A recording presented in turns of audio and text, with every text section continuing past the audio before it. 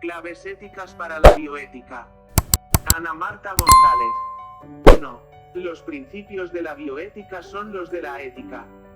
A la vista del desarrollo enorme de la bioética en los últimos años, no es ocioso recordar que los principios de la bioética no pueden ser otros que los de la ética. Esta afirmación, que de entrada puede parecer trivial, deja de serlo tan pronto como pasamos a considerar la extraordinaria difusión de la postura según la cual la bioética tendría unos principios particulares, especialmente diseñados para afrontar los problemas éticos que se plantean como consecuencia de la introducción de las nuevas tecnologías en el ámbito biosanitario, en el contexto de una sociedad plural como la nuestra. Frente a esta postura, yo entiendo que los principios de la bioética no pueden ser otros que los de la ética, y que, en consecuencia, el modo mejor de aproximarse a los problemas éticos planteados en aquel campo pasa por comprender en profundidad la naturaleza misma de la ética. Sin duda, desde un punto de vista práctico, los partidarios de constituir a la bioética en una ciencia autónoma pueden alegar a su favor el hecho innegable de que la bioética ha generado en muy pocas décadas una reflexión ingente y muy específica, que además de requerir la aplicación de los principios éticos a una materia muy concreta, exige internamente la adopción de una perspectiva multidisciplinar a la hora de afrontar sus problemas específicos. Aunque esta postura es defendible desde un punto de vista práctico, considero que por sí sola no autoriza a conceder a la bioética un estatuto epistemológico diverso del de la ética.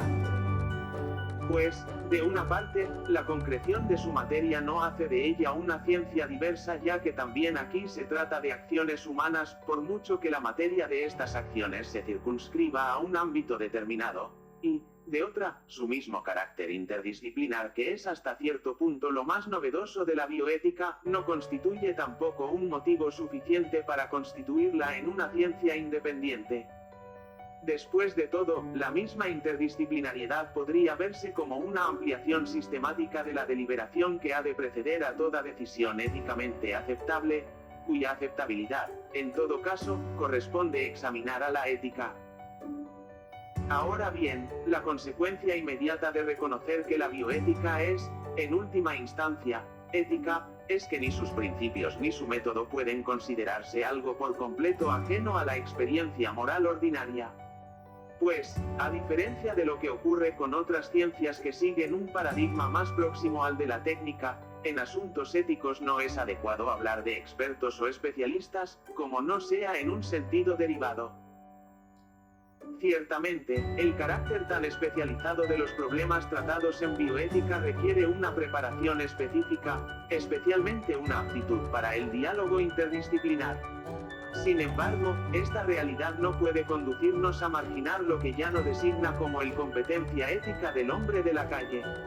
Todos sabemos algo de ética. Negarlo sería tanto como decir que somos incompetentes para conducir nuestra vida, y que, en consecuencia, podemos delegar nuestras decisiones sobre lo bueno y lo malo en terceros, de modo semejante a como podemos delegar en terceros, por ejemplo, la elaboración de la declaración de la renta.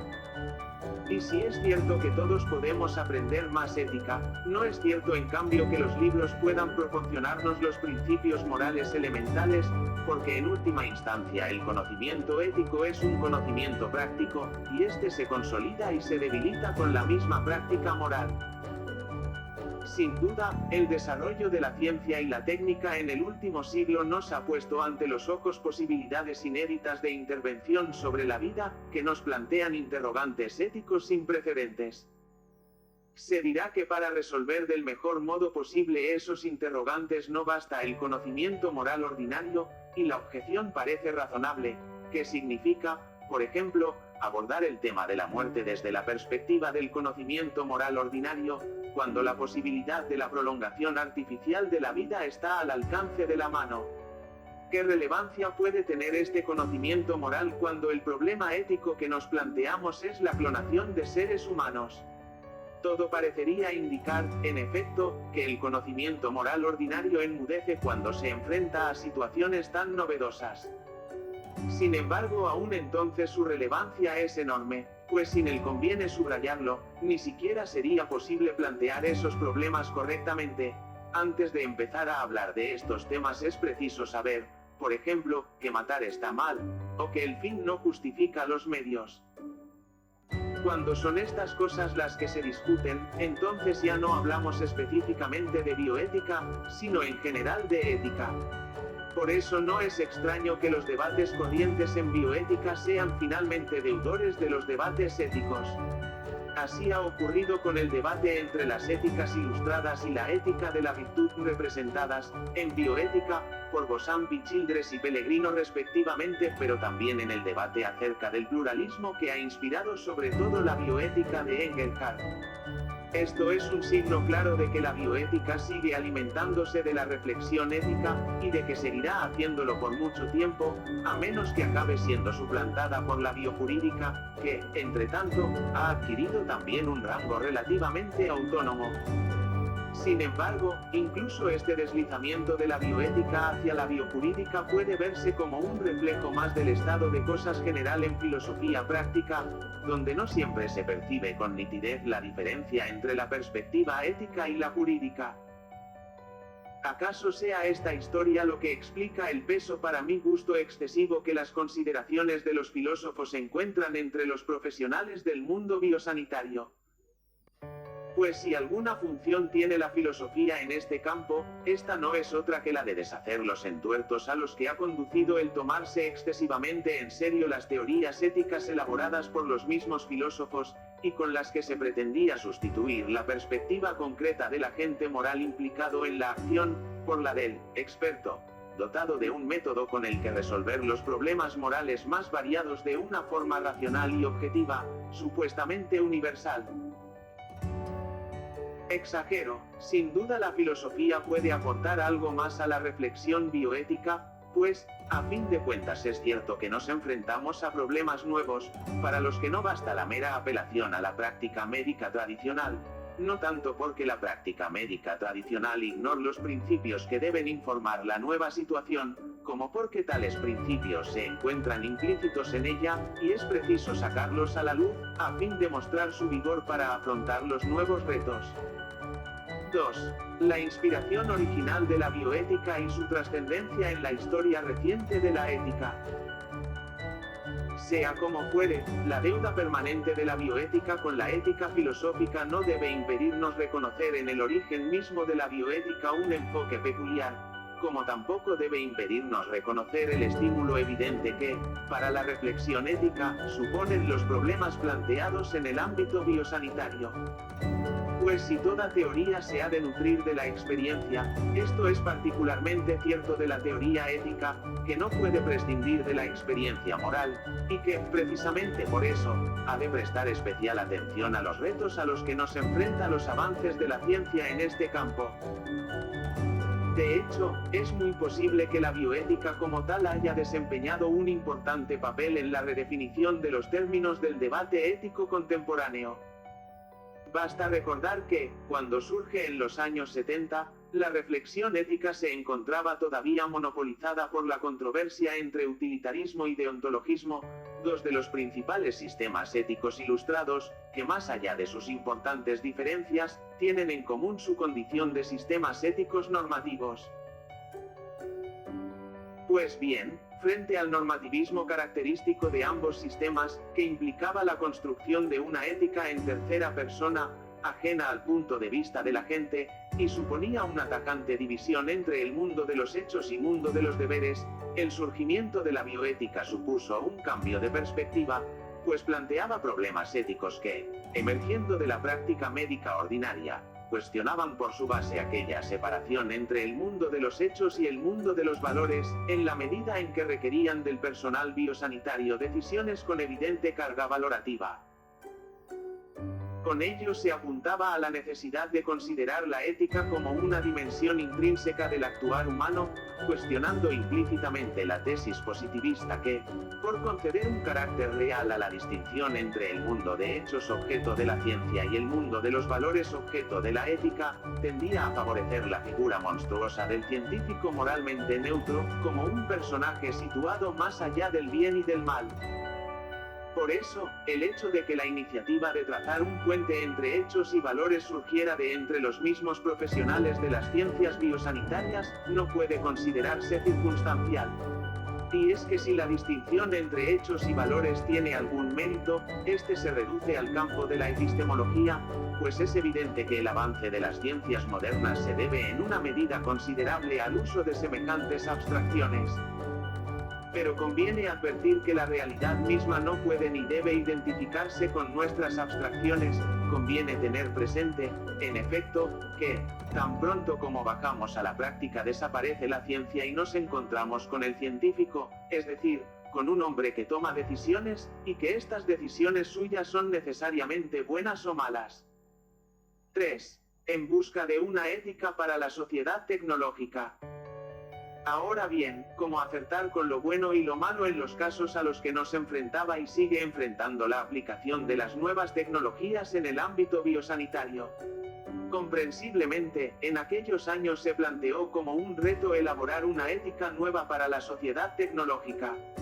Como es sabido, los esfuerzos siguieron varias direcciones. Parte de la reflexión bioética del momento tomó cuerpo alrededor de las éticas ecológicas, ionas o evolucionistas Kiefer, en las que, de diferentes maneras, se prometía un remedio para la fractura entre el mundo de los hechos y el mundo de los valores. El remedio ha sido, en algunos casos, peor que la enfermedad. Simplificando mucho, en el caso de las éticas evolucionistas el remedio para aquella fractura se lograba, o malograba por la vía de reducir el valor ético a una función de la supervivencia biológica, es decir, anulando lo propiamente ético. En el caso de las éticas ecológicas, en cambio, se buscó un camino llamando la atención sobre el valor ético de la vida, es decir, del respeto a la vida. Con todo, dentro de las éticas ecológicas, cabía distinguir aún dos direcciones, una de ellas, la del ecologismo radical, nivelaba anulándola la diferencia entre lo personal y lo natural, bien por la vía de reducir la dimensión personal a mera naturaleza, el hombre es aquí parte de la naturaleza, bien por la vía de elevar la naturaleza a la categoría personal, hablando, por ejemplo, de derechos de los animales. Muy distinta era, en cambio, la dirección que tomó el ecologismo moderado, en principio compatible con la ética tradicional, generalmente caracterizada como antropocéntrica en el discurso ecologista. Y es que, a diferencia de lo que sucede en el caso de la Deep Ecology, que no discrimina entre la naturaleza en general y la naturaleza de las personas, el ecologismo moderado subraya la importancia de la naturaleza en el discurso ético en unos términos tales que permiten considerar al hombre como un ser natural sin renunciar por ello a su condición personal, es decir, sin renunciar a su ser más que naturaleza. Aunque el término ecologismo moderado admite desarrollos muy distintos, en mi opinión, la consistencia de esta postura depende de que acierte a rehabilitar un concepto teleológico de naturaleza, y de que al mismo tiempo redescubra la verdadera naturaleza de la razón, advirtiendo que ésta no se reduce a su uso técnico instrumental, ya que incluso el uso técnico y discursivo de la razón presupone la existencia de unos principios, tanto en el plano especulativo como en el práctico que, por revelar el alcance naturalmente metafísico y ético de la razón humana, permiten sostener que el hombre es algo más que un animal singularmente complejo. 4. Un concepto teleológico de naturaleza. Por de pronto, rehabilitar un concepto teleológico de naturaleza significa reconocer en la naturaleza algo más que un material bruto, susceptible de manipulación sin límite. Significa advertir que la naturaleza no se reduce a las abstracciones de la ciencia, que no agotamos lo que la naturaleza es juntando lo que nos dice la física, la química, la biología y las demás ciencias particulares. Pues todas estas ciencias son ciencias empíricas, y en la naturaleza hay algo más que puro dato empírico, hay sentido. Ciertamente, si acudimos a la naturaleza solo con los instrumentos de la ciencia no descubriremos en ella más que lo que previamente hemos puesto con nuestro método. Sin embargo, nada justifica reducir la realidad a lo que la ciencia nos dice de ella. Solo una filosofía empirista. Y, filosofía por filosofía, parece más razonable preferir aquella que resulta compatible con los supuestos primordiales de nuestra vida, el más fundamental de los cuales es, precisamente, el del sentido. No solo el sentido que nosotros imprimimos a nuestros actos, sino el sentido que descubrimos incluso en los procesos naturales, y que tantas veces constituye el punto de partida de nuestra acción. Hambre, sed, hombre, mujer, salud, enfermedad, no son términos puramente fácticos, cuyo significado se pueda agotar aportando una explicación causal, eficiente de su contenido, sino que son términos teleológicos, que solo se comprenden en el contexto de una reflexión más amplia que trascienda el plano de lo meramente fáctico, para buscar su sentido. En la medida en que la experiencia del hambre invita a actuar en una dirección concreta, sin determinar no obstante nuestra acción, no se puede decir que la naturaleza humana sea extraña a la moral. Lejos de esto, el propio carácter inconcluso de nuestras tendencias abre las puertas a la elección de la manera más natural. Cuando decido si voy a comer o no, o considero si es oportuno comer ahora o más tarde, es decir, cuando entro en el terreno de las decisiones morales estoy dando por supuesta la teleología de mi naturaleza. Ciertamente, que mi decisión sea finalmente buena o mala desde el punto de vista moral es algo que no dependerá exclusivamente de su conformidad con la tendencia natural, pues precisamente la moralidad de una decisión requiere ponderar otras consideraciones. Pero al menos ha de estar claro que desatender de manera permanente y voluntaria el mensaje que me envía la tendencia, un mensaje finalmente relativo a mi propia supervivencia, sería malo no solo en sentido biológico, sino también en sentido moral, porque lo es provocar voluntariamente la propia muerte. Sin duda no faltará quien ponga esto en duda, quien, como los estoicos, prefiera ver en el suicidio un acto de fortaleza, o, como algunos modernos, un acto de afirmación de la propia libertad. Que es un acto libre está fuera de duda, a menos que uno se encuentre gravemente enfermo. Pero de lo que se trata es de ver si existe alguna diferencia entre unos actos libres y otros. Pues bien, precisamente lo que aquí se mantiene es que tal diferencia existe, y que no es relativa a las intenciones de la gente o a las circunstancias en las que discurre su acción, sino que en último término remite a la naturaleza, entendida no como pura facticidad, sino como instancia penetrada de sentido. Lo que aquí se mantiene, en definitiva, es que hay actos intrínsecamente malos, cuya maldad intrínseca consiste, precisamente, en contrariar deliberadamente el sentido implícito en las tendencias naturales. Alguno preguntará, ¿pero acaso no hay tendencias desviadas? Sin duda, pero las reconocemos como tales. Quien de manera permanente no siente hambre, o siente la poderosa inclinación a comer tierra, debería preocuparse. De hecho se preocupa, y suele ir al médico.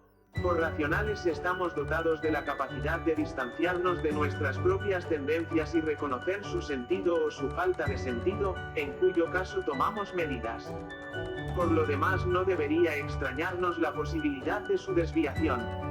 Tampoco, o incluso especialmente, en el caso de la tendencia sexual, pues precisamente el carácter abierto, biológicamente inconcluso, no cerrado ni instintivo, de nuestras tendencias, las expone especialmente al influjo de la cultura y hace de su adecuada integración una tarea primordialmente moral, es decir, una tarea encomendada a la razón práctica.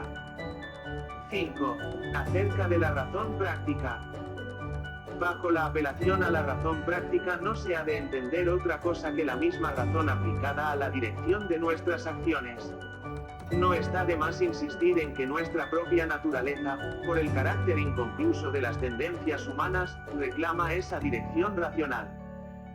La razón realiza su tarea en la medida en que introduce orden en el modo de perseguir los distintos bienes por los que, de diferentes maneras, podemos sentir atracción. Sin ese orden, el resultado natural sería la anarquía de los deseos. Por el contrario, el efecto interior de introducir orden en nuestros diversos apetitos, es el desarrollo de las distintas virtudes morales, Así, la templanza es la virtud moral resultante de introducir orden con nuestra razón en la atracción que sentimos por los bienes sensibles. La fortaleza, por su parte, resulta de introducir orden en la aversión que sentimos por los males sensibles. La justicia se presenta como el hábito que nace de introducir orden en el deseo del propio bien, de tal manera que no lo persigamos a costa de negarles a los demás el suyo. En suma, con las distintas virtudes morales vamos perfeccionando nuestra naturaleza de tal manera que nos capacitamos para actuar más y mejor, porque además de favorecer la integración racional nuestras tendencias, el desarrollo de la virtud moral fortalece nuestra adhesión al bien, haciendo posible que, llegado el momento de la acción, deliberemos con rectitud, sin dejarnos influir por intereses particulares. De ahí la insistencia de Aristóteles en que no hay prudencia sin virtud moral. ¿Cómo podríamos tomar una decisión prudente si en el momento de la decisión estamos dominados en nuestro corazón por la tendencia a la comodidad o por el miedo a lo que contraría, o simplemente por un apego desordenado a los propios intereses? No es un punto trivial.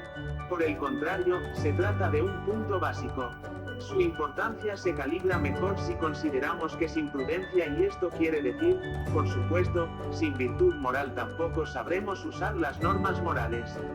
En efecto, de poco sirve tener un precioso código de normas si no sabemos qué norma conviene aplicar, cuándo y cómo, y esto es una decisión estrictamente prudencial.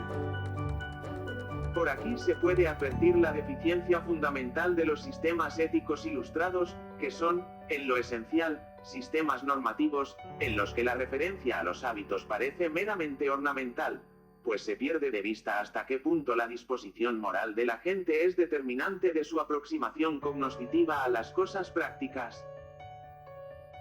El olvido de los hábitos, en el sentido profundo de perfeccionamiento de la razón y la voluntad, puede considerarse la clave del racionalismo característico de la ética moderna, que es racionalista precisamente porque, a la hora de resolver los problemas morales, pretende contar únicamente con la facultad racional, olvidando que precisamente esta facultad admite y reclama un perfeccionamiento sin el cual no puede llegar a todo lo que de ella se espera. Bien está confiar en la razón, pero no hay que olvidar que la razón es una potencia capaz de crecimiento, que la razón se puede perfeccionar mediante hábitos, no solo en el orden teórico, sino en el orden práctico. Dicho de otro modo, la razón no es una máquina que actúe por igual en todos los hombres. Hay hombres que la cultivan más y hombres que la cultivan menos. Y eso hace una diferencia, tanto en el plano teórico como en el práctico. Eso explica que algunos lleguen con más facilidad a lo que otros no llegan sin grandes esfuerzos. Afirmar esto no es negar la universalidad de nuestra naturaleza racional, es reconocer que el cultivo de la naturaleza no se da en todos al mismo tiempo y por igual. La pretensión de un sistema moral universal puramente racional es una pretensión típicamente moderna. La doctrina tomista de la ley natural no enfatizaba tanto este aspecto. Por el contrario, Tomás de Aquino tiene buen cuidado de dejar claro que hay principios morales evidentes para todos y otros que solo resultan evidentes a los sabios. Asimismo, no deja de señalar los inconvenientes morales con los que eventualmente se puede encontrar el reconocimiento aún de los preceptos más elementales de la ley natural.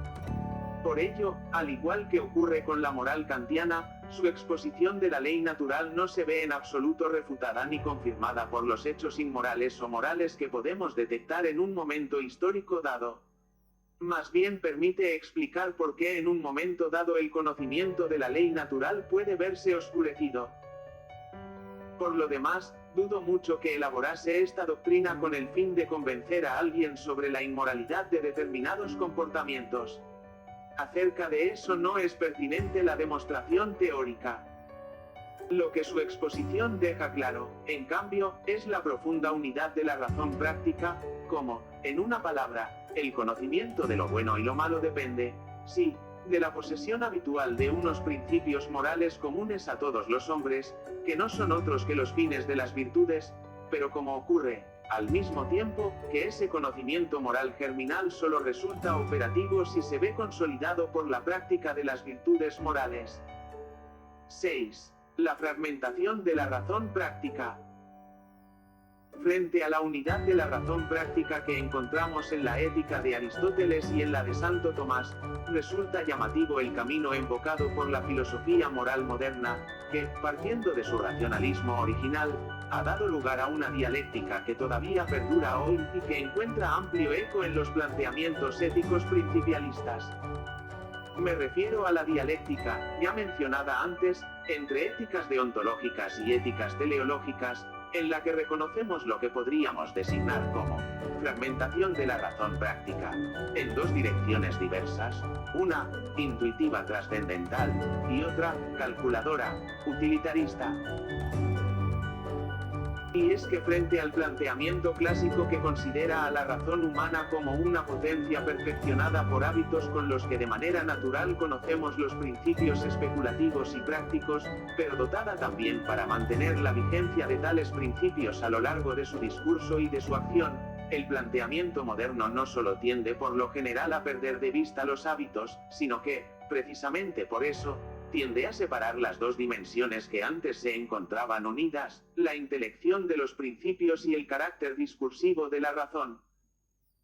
En estas condiciones, si concedemos un peso mayor a la intelección de los principios, o, más en general, a la dimensión intuitiva de la razón, se plantea el problema de cómo argumentar públicamente las cuestiones morales, pues toda intuición es privada. Pero sí, ignorantes del modo estrictamente práctico en que los principios se hacen vigentes en la acción, buscamos no obstante un modo de argumentar, de discurrir sobre cuestiones morales, es fácil que lleguemos a proponer como Hume, y tras él toda la tradición utilitarista un modelo de racionalidad tomado de la técnica. En ambos casos hemos perdido la unidad de la razón práctica, la conexión entre los principios y la acción propiamente dicha. Aunque esto no puede hacerse sin matizar mucho, cabría incluir en el primer modelo a la ética deontológico que arranca de Kant, pero también y acaso principalmente a la ética de los valores tal y como fue formulada por Seller. Dentro del segundo modelo, ya me he referido a la tradición utilitarista. Se trata de dos modelos en cierto modo opuestos, pero que, tal y como he pretendido sugerir hasta el momento, tienen no obstante importantes puntos en común. Básicamente su racionalismo, es decir, el marginar de la ética cualquier otra consideración que no sea estrictamente racional teórica, y, por tanto, la naturaleza y los hábitos, es decir, dos elementos que hacen la ética menos abstracta, más arraigada en la personalidad concreta del que actúa. El racionalismo moderno está repleto de consecuencias. En el caso del deontologismo, porque olvida que los auténticos deberes morales no son deberes abstractos, sino deberes concretos, derivados no de la generalidad de la ley, sino de la particularidad de la situación en la que están implicadas personas singulares. Pues sí es cierto que la sola presencia de una persona impone universalmente una serie de deberes negativos los que llevan a omitir actos intrínsecamente malos, no es cierto en cambio que la sola presencia de la persona, desligada de su contexto, nos proporcione información suficiente acerca de cómo y cuándo poner en práctica los deberes positivos que, en principio, tenemos con ella. Esto será siempre una decisión prudencial. En bioética esto significa que la guía final no puede ser otra que la buena práctica médica, pues, como advierte Aristóteles, no hay prudencia sin virtud moral. En el caso del utilitarismo, porque la tendencia inherente a esta doctrina, en la medida en hace suyo un modelo de racionalidad tomado de la técnica, es la instrumentalización de la persona concreta, que, en el razonamiento moral utilitarista, se sacrifica al bien de la humanidad abstracta. Esto tiene lugar no solo en el nivel del llamado utilitarismo del acto que define la moralidad de una acción atendiendo al balance general de consecuencias positivas y negativas derivadas de ella promueve la felicidad del mayor número, sino también en el nivel del utilitarismo de la norma, con el que se pretende definir no ya los actos, sino más bien las normas que deben ser consideradas morales, según el mismo razonamiento. 7. El argumento utilitarista. El caso Raducan. Por lo extendido de este modo de argumentar, me ha parecido oportuno traer a nuestra consideración un ejemplo reciente, con el que espero poder mostrar las implicaciones éticas y jurídicas del utilitarismo ético. En los pasados Juegos Olímpicos de Sydney, la gimnasta rumana Andrea Raducan fue desposeída de su medalla de oro en el concurso general individual de gimnasta artística porque en los análisis realizados después de la prueba deportiva se encontró pseudoefedrina en su sangre, una sustancia prohibida por el Comité Olímpico Internacional, aunque no por la Federación Internacional de Gimnasia. Según se supo después, la gimnasta, aquejada de un resfriado, había acudido al médico de su equipo, quien le recetó un medicamento sin tomar en consideración que el reducido peso de la deportista, 37 kilos, suponía triplicar la cantidad de pseudoefedrina permitida por el COI. La apelación presentada por Comité Olímpico Rumano ante el Tribunal de Arbitraje Deportivo no dio el resultado esperado. El tribunal, presidido por una jueza australiana y compuesto por un abogado suizo y otro norteamericano, confirmó la decisión adoptada por la Comisión Ejecutiva del Comité Olímpico Internacional por la que se retiraba la medalla a Raducan. El secretario general del Tribunal de Arbitraje Deportivo, Mathieu Reeb, leyó la decisión del TAS en la que se recalcaba que, al margen de toda consideración, cualquier caso de dopaje durante una competición olímpica implica automáticamente la invalidación del resultado obtenido. Asimismo, el director del Comité Olímpico Internacional, Franco Iscarrar, insistió en que la medida se ha de comprender en el contexto de la lucha del COI contra el doping.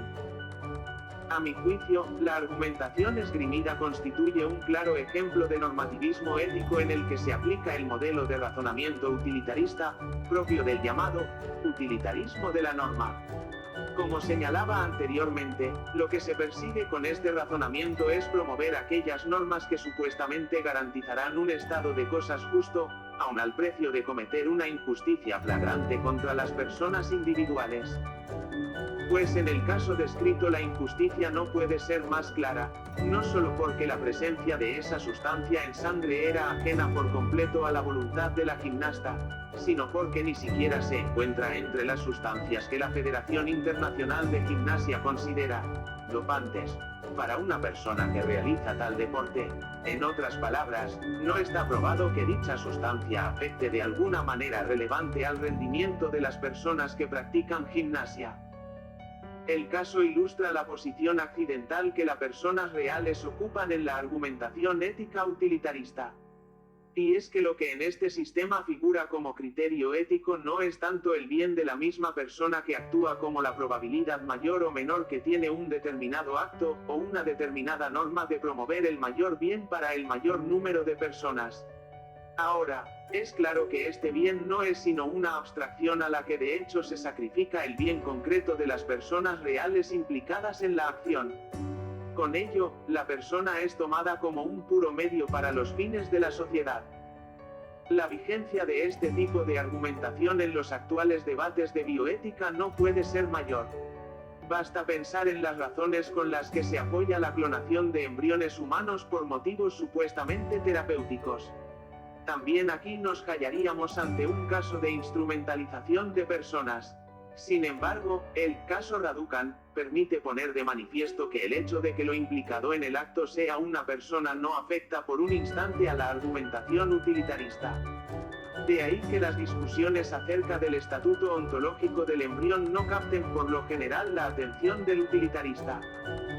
La suya es una teoría ética elaborada a partir de un determinado concepto de racionalidad, distinto sin duda del concepto de racionalidad manejado por el deontologismo kantiano, pues mientras que este último conduce a subrayar el valor de la intención, el utilitarista considera que, a la hora de la valoración moral, lo único relevante son los efectos previsibles de las acciones, es decir, algo que puede ser enjuiciado por un observador externo y que es, por eso mismo, objetivo. A nadie se le escapa que esa objetividad puede ser muy injusta, pues en ella se pierde precisamente la perspectiva de la gente, que es definitiva en cuestiones morales. Bajo la expresión perspectiva de la gente, no me refiero solo a la intención con la que éste actúa, sino también a lo que en la doctrina tradicional de las fuentes de la moralidad entiende precisamente por objeto del acto. Por seguir con el ejemplo, asumiendo la deportividad de Raducan, Si la sustancia ingerida hubiera mejorado sensiblemente su rendimiento a la hora del ejercicio que le valió la medalla de oro, ella misma habría sido la primera en renunciar a la medalla, incluso aunque su intención al tomar el medicamento hubiera sido, sencillamente, curarse el resfriado, porque lo contrario no sería compatible con la intención que define el mismo hecho de hacer deporte. A fin de cuentas, ¿qué interés puede tener para un buen deportista ganar una medalla si sabe que ha partido con ventaja sobre los demás? Es la diferencia que Aristóteles establece entre acto involuntario y acto no voluntario. Los dos tienen lugar ignorando el agente lo que está haciendo en realidad. La diferencia entre el acto involuntario y el acto no voluntario según Aristóteles reside en que, en el primer caso, el agente lamenta el hecho tan pronto como lo conoce, mientras que en el segundo no lo hace. El ejemplo clásico es el del que sale de caza y, pensando disparar a un animal, detrás de un arbusto, dispara sin embargo a un hombre que resulta ser un conocido. Es evidente que la reacción posterior, si es de pena o de alegría, manifestaría una diferente disposición moral. Precisamente esta diferencia es la que se pasa por alto cuando se desvincula la intención subjetiva y el objeto del acto, en el que va incluida la referencia a una materia concreta. Querer conservar la medalla aún después de haber conocido que se consiguió por medios adecuados, si ese hubiera sido el caso, manifestaría poca deportividad. Complacerse en el homicidio aun cuando no se hubiera cometido voluntariamente, manifiesta asimismo una clara injusticia. El hecho de que el agente, la gimnasta, el cazador no buscaran de intento una injusticia, no resuelve todo el problema. No ya en el orden material, se le retira la medalla, se le exculpa de homicidio, sino en el estrictamente moral. Moralmente importa mucho la actitud con la que se acogen los hechos en cuestión, porque esa misma actitud es reveladora de la intencionalidad que penetra toda la acción, el objeto inclusive. Esta consideración de las cosas permite destacar que, desde el punto de vista moral, la intención de un fin bueno no es compatible con la elección deliberada de un medio inadecuado. La argumentación utilitarista no entra en estas finuras, porque reduce la moralidad de los actos a su capacidad de promover un mejor estado de cosas en el mundo. En este sentido, se encuentra en el polo opuesto de la ética kantiana, para la cual lo determinante es, más bien, la intención con la que actúo, con independencia de cuáles sean las consecuencias de la acción. Se trata de la célebre dialéctica señalada por Max Weber, entre la ética del político que atiende a las consecuencias y la ética del santo que obra por convicciones, una dialéctica que el intercambio de críticas entre deontologistas y utilitaristas ha querido matizar, forzando éticas eclécticas, posturas de compromiso, con las que se pueda atender simultáneamente a intenciones y consecuencias. Pero una dialéctica evitable, si no perdemos de vista la unidad de la razón práctica, y sabemos advertir que la moral tiene primariamente que ver con el mejoramiento del hombre, y solo después con el mejoramiento del mundo, bien entendido que el mejoramiento del hombre no excluye, como en el caso de Kant, sino que supone tomar en consideración su naturaleza, para perfeccionarla con el desarrollo de virtudes, entendidas como modos de acción, y no simplemente como fuerzas, con las que contamos para el cumplimiento del deber. Pues la virtud no consiste tanto en hacer unas cosas y evitar otras como en hacer ciertas cosas de cierta manera. En actuar así consiste, de hecho, la vida buena. 8. Recapitulación. Recapitulemos. A lo largo de estas páginas he querido, sobre todo, señalar la importancia de recuperar un concepto teleológico de naturaleza y la unidad de la razón práctica, si pretendemos desarrollar una bioética que permanezca fiel a la intuición original de mediar entre el mundo de los hechos y el mundo de los valores, sin incurrir en los excesos de las éticas evolucionistas y de la deep ecology, en los que finalmente se pierde la diferencia entre el hombre y la naturaleza. Con las éticas ecológicas, es preciso recordar que el hombre es un ser natural. Que dañar la naturaleza del hombre es dañar al hombre mismo, de un modo que hoy por hoy no nos es fácil calibrar. Pero, al mismo tiempo conviene no olvidar la herencia cristiana, latente y operante en la filosofía moral moderna, a saber, que el hombre es algo más que un trozo de naturaleza, que no se puede comerciar ni experimentar con él como se experimenta con otros seres, incluso aunque esto último se haga con el cuidado más exquisito. La tentación puede ser fuerte, especialmente cuando se presenta bajo apariencias humanitarias, como ocurre en nuestros días. Pero hay que ir más allá de las apariencias. En eso ha consistido siempre la filosofía, y, en particular la filosofía moral, en el esfuerzo por discernir el bien real del bien aparente. Según Aristóteles, el mejor dotado para ello es el hombre bueno. Por eso es inexcusable la virtud, también desde el punto de vista epistemológico. No porque la virtud moral nos vaya a resolver los problemas científicos, sino porque, supuesto el conocimiento científico, solo quien posee la virtud moral está en condiciones de apreciar de qué manera el bien humano está en juego en cada acto médico, en cada experimentación científica. Por eso, el lugar natural de la bioética dentro de la ética es la ética especial, y más en particular las éticas profesionales. En esto último podemos reconocer una indicación acerca de lo urgente que resulta reflexionar sobre la idea de buen profesional.